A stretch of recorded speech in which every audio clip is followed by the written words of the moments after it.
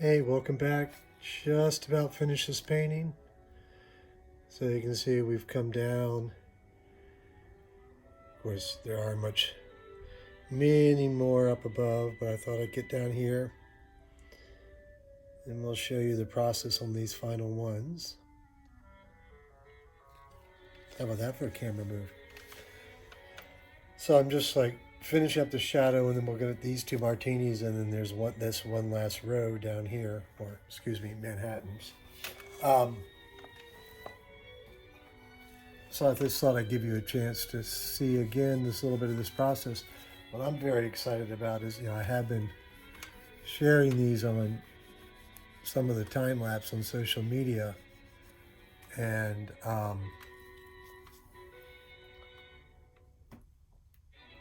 some folks that I know, a lot of people have commented on. I've been really touched by how well received this has been. It's always a little bit of a risk when you decide to do something different. That it'll be met with resistance, but a lot of my long-term collectors of all my work over the years have also responded really favorably to this piece. And that just makes you feel good. That's so much of social media can be so negative, and it's always nice when people go, oh, wow, that's cool. But the really nice part is tomorrow, these two guys are going to come over. They want the piece, but and I would never recommend not doing this. They want to come see the piece in the flesh before they commit to, before they buy it.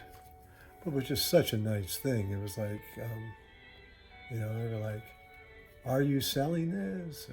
But here's the part that I really love. So they've been together for a good long time now. And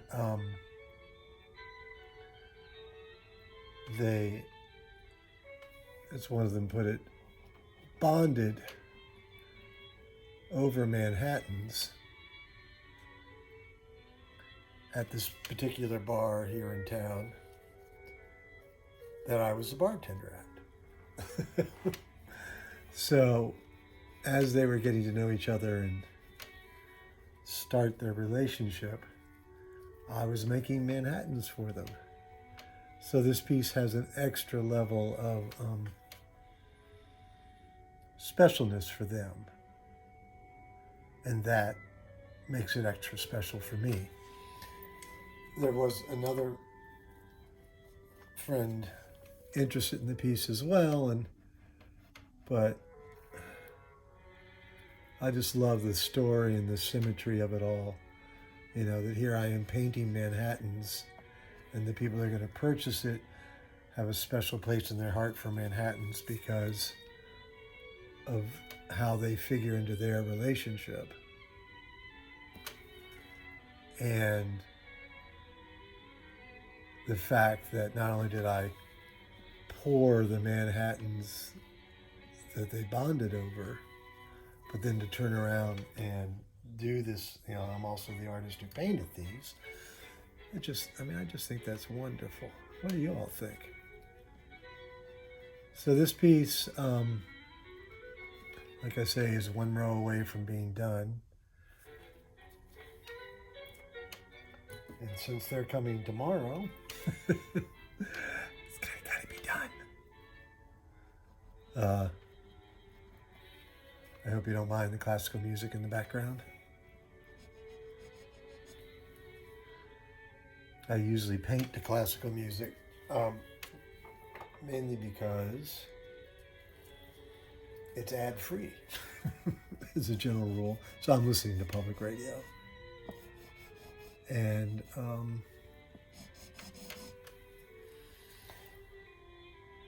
it's like you can see what my hands look like, right?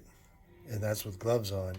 So I never wanted to use a CD player because I don't want to stop in the middle of something, change the CDs, and of course my hands are a mess, so the CDs are going to get a mess. yada, yada, yada. And most rock and roll, contemporary radio, contemporary music radio is just a vehicle for advertising. And just, I can't do it all day long. So over the years, of course, listening to classical, I've really come to love it. It's really fun to be in the studio and painting during the Met's opera. I love listening to the opera as well. So I'm going to switch this to time lapse again, just so one, you don't have to listen to me ramble.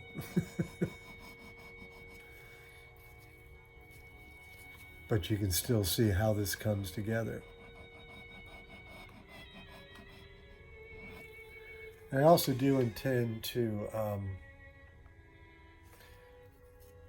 make digital prints of this available. Now they will be reproduction prints, so I will get a good photograph, and then through my website you'll be able to buy a digital print of the piece. So, and that, my website is greigleach.com. Unusual spelling, GREIGLEACH.com. Now, I'm sure I've discussed that I bartend, so of course I'm always getting quizzed about the spelling of my name. And one of the things is, it's very fortuitous that I have an unusual spelling of my name. You can find me on the internet. I joked that my parents knew that Google was coming, and so they made it easy for people to find me. They knew even when I was born I was going to be an artist and I would need to be found on this thing called the internet. Now, the joke part of it is, of course, they didn't invest accordingly. The other part is, given what my father did for a living, he worked on some of the first computers and the first... Actually, I don't know that he ever worked with interdepartmental communications in the government, which eventually became the internet. But he never had a computer, never hooked into the internet, because he worked for the agency that, oh shoot, I'm going to forget his name. But he worked for what was jokingly called no such agency. Gee, I'm just out of frame, aren't I?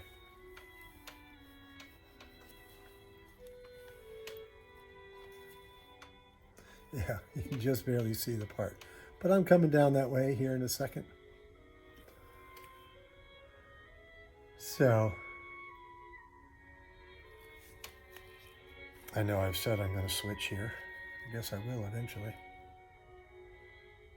Just trying to decide this. So these little triangles, which are this curved side of the glass, but you're seeing through to the other side. This is the open lip above. So there's a...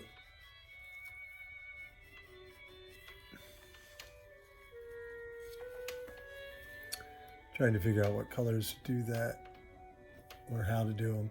And that's the thing with this piece. I don't know if you notice as I pan down, but every single one of these glasses are different. I'm not, I think I've talked before about not being interested in doing multiples. And this, so even though there's 48 Manhattans in this piece, I'm not interested in repeating the same Manhattan over and over again. Plus, good God, how boring would that be, right? So, approach every one as though it's the only one, and I'm figuring out how to do it each time.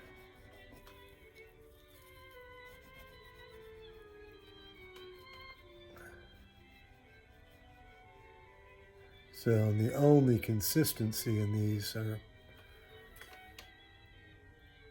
through theme is the red cherry. Other than that, absolutely everything else fluctuates.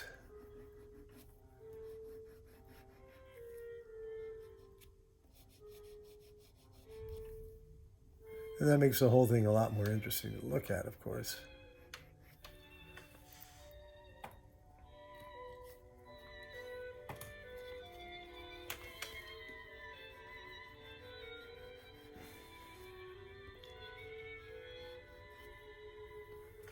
So I should give credit to the radio show.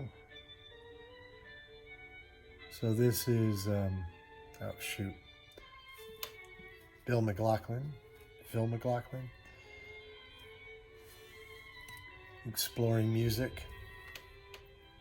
Since you're hearing so much of it, I don't want to get sued, right?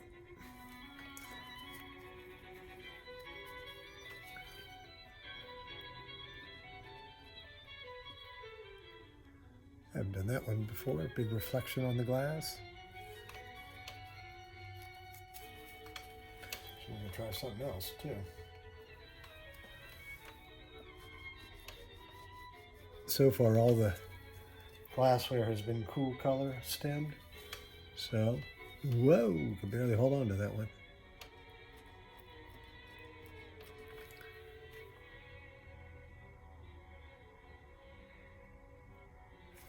You can see where my knuckle, I'm a knuckle dragger, dragged through the dark and carried it into the light.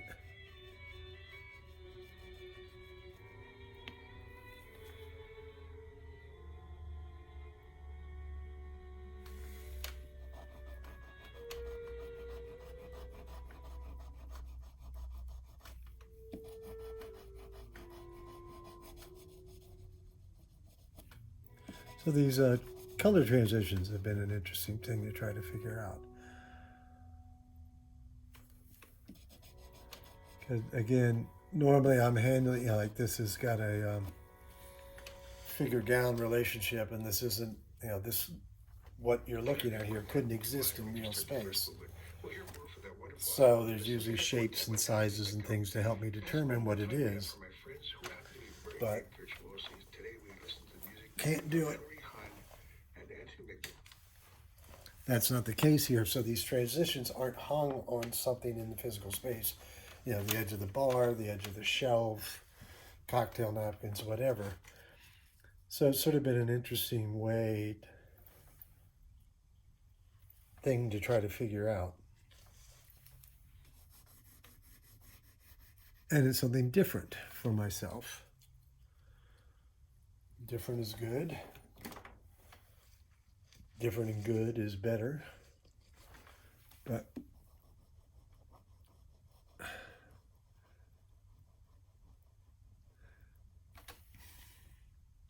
my dilemma is that as I continue to work on this, I continue to come up with other ideas.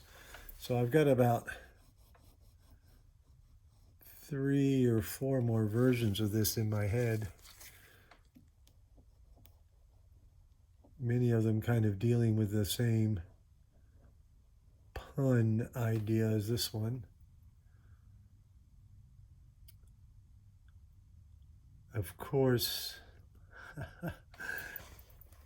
I do want to ask the client, the now client, about the title, because I've got another idea,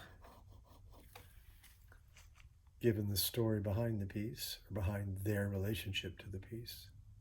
It's all right. I'm going to stop yammering, remind you to leave a comment, tell me what you think. Tell me if you've ever bought paintings based on how it relates to your own story. That reminds me, speaking of stories, and my father, although this has nothing to do with the NSA, when I was a kid, or young, I guess I was actually by this point, just out of my teenage years, maybe not, can't remember now exactly when this happened, but he gave me 2 pieces of advice. And again, he was a mathematician. He was not an artist. Didn't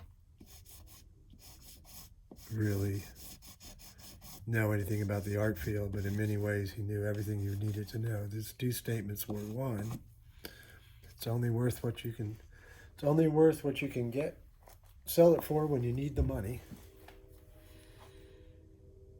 And never ask somebody why they bought your painting.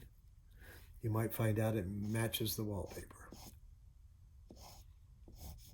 or the furniture or whatever. I think he said the wallpaper, but it could be, it matches the sofa.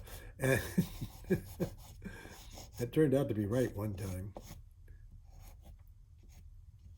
It was literally when I delivered the piece to the client, to the purchaser's house, all of the colors in the painting were all of the colors where the painting was getting hung. I mean, and in the same ratios and in the same values and hues and saturations, and it was like uncanny.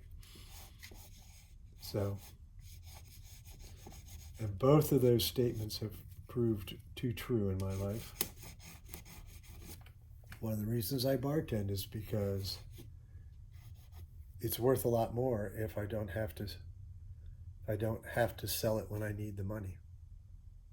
That's the other takeaway from his statement, was don't put yourself in a position where you have to sell artwork. So anyway, again, I'd love to hear what you think. Where do you think this is going? What has inspired you to buy paintings? Do you like this? Do you not care?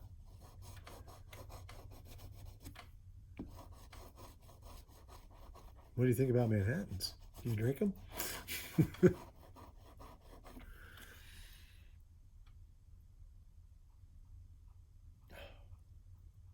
Okie doke. So I keep saying, I'm going to stop now and switch to time lapse, but apparently not.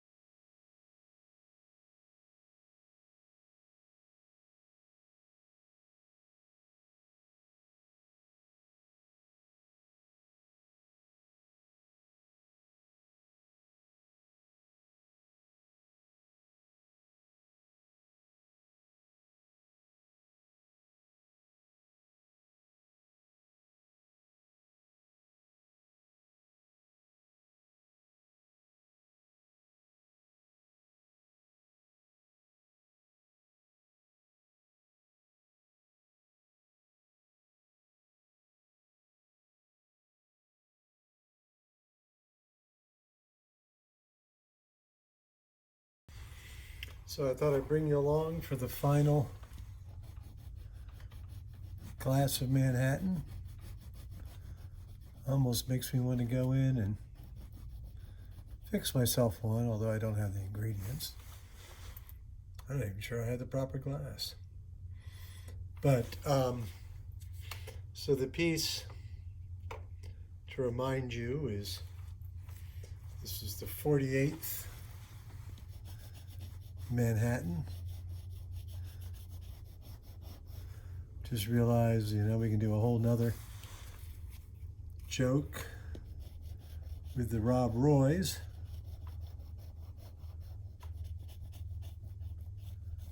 But we'll save that for another painting. So this idea, one, I'm excited about it, and that's enough right there. But been really pleased with a lot of positive reaction on other platforms. My Instagram which is Greig Artist. And Greig is Greig. And artist. Y'all know how to spell that, right? And so you can see other things, other images, still images, some short little time-lapse videos and such.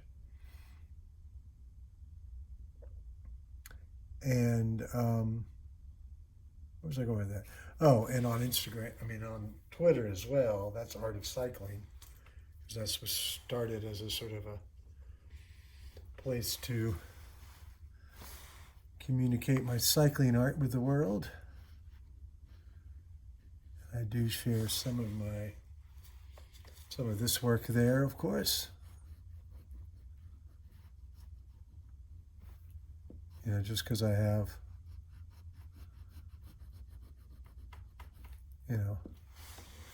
multiple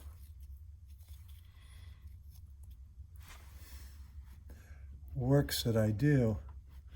I used to always, people, and I say this now, used to be, people would ask me, what do you do? What's your media? That kind of thing.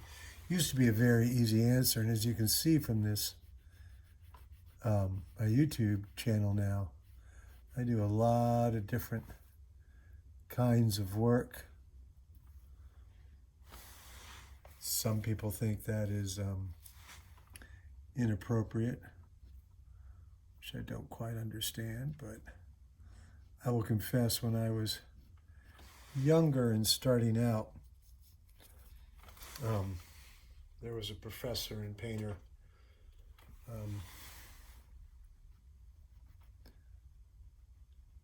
now I can't remember his last name, Bernard, but he had two distinct styles of work, both oil paintings, so it wasn't a change in media.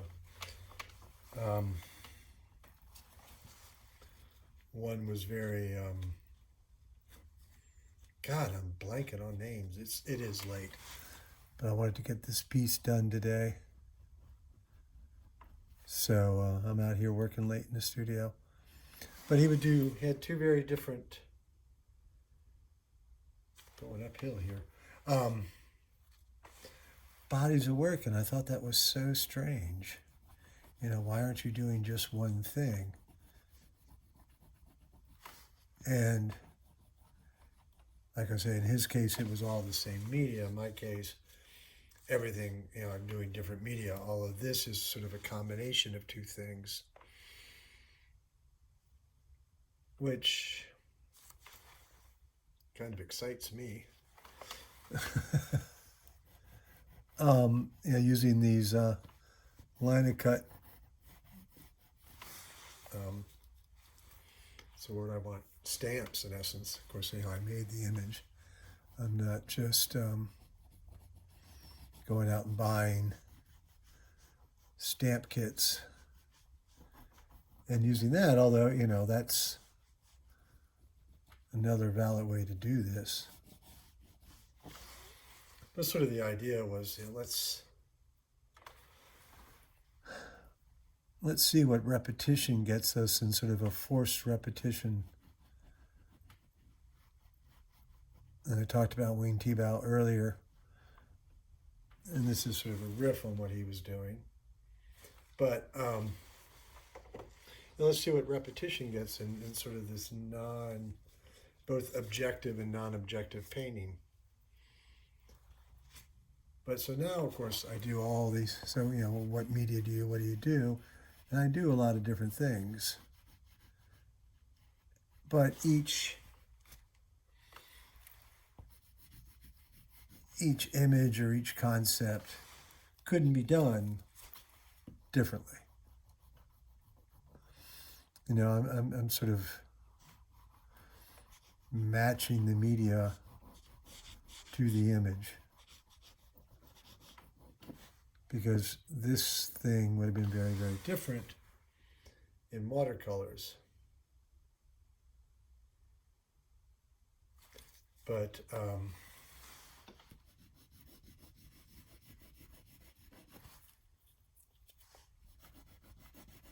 I mean, it wouldn't have worked.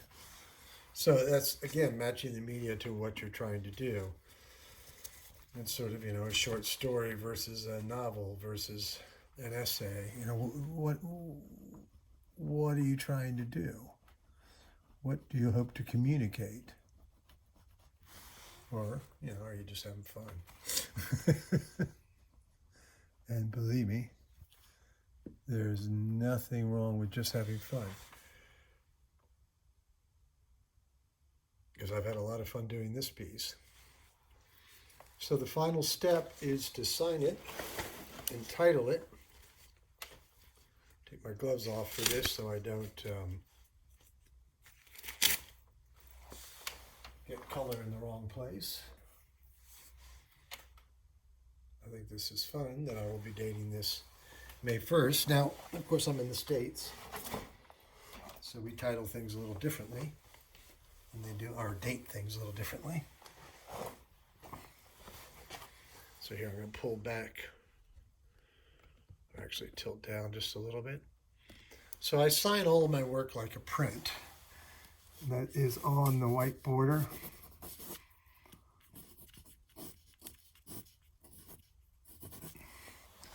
And that is sort of twofold.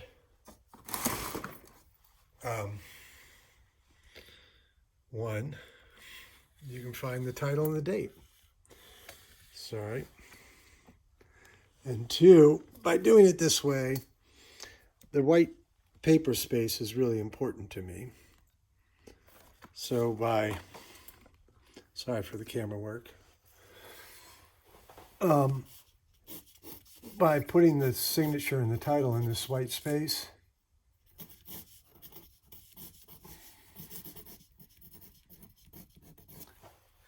I'm forcing the presentation of the work not to crop in and hit the edge. So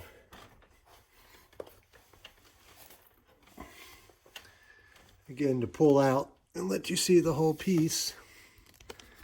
Of course, if I had locked my tripod, it would move more easily. And of course, it's a tall vertical.